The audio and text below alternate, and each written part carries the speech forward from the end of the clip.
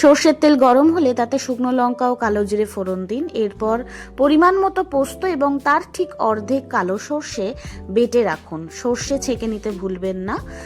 তেলের ওপরে এই মিশ্রণটি দিয়ে শুকনো লঙ্কা গুঁড়ো এবং হলুদ গুঁড়ো দিয়ে ভালো করে কষে কিছুক্ষণ পর গ্যাসের ফ্লেম অফ করে দিন। এই যে গ্যাসের ফ্লেমটা অফ করে দিলাম, মশলা কষিয়ে নিয়ে এখানেই রেসিপিটির অভিনবত্ব।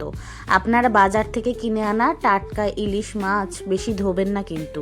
তার মধ্যে সর্ষের তেল, নুন আর হলুদ দিয়ে বেশ খানিকক্ষণ ম্যারিনেটেড করে রাখবেন।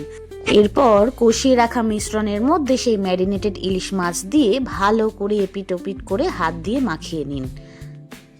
সাধারণত ইলিশ ভাপা বানাতে গিয়ে কাঁচা মশলাগুলো একসঙ্গে দিয়ে বসিয়ে দিই, কিন্তু দেখুন আমরা মশলাটি আগে থেকে কষিয়ে নিয়েছি, অর্থাৎ রান্না অর্ধেক হয়েই গেছে।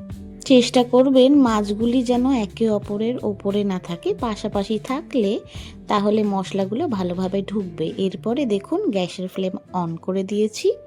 লো টু মিডিয়াম ফ্লেমে 15 মিনিট রাখলেই তৈরি ইলিশ ভাপা। আপনারা বাঙালি মাত্রই জানেন গরম ভাতে এই ইলিশ ভাপা খেতে কেমন লাগবে। ইলিশ ভাপার এই নতুন রেসিপিটি আপনাদের কেমন লাগলো অবশ্যই ট্রাই করে আমাকে জানাবেন।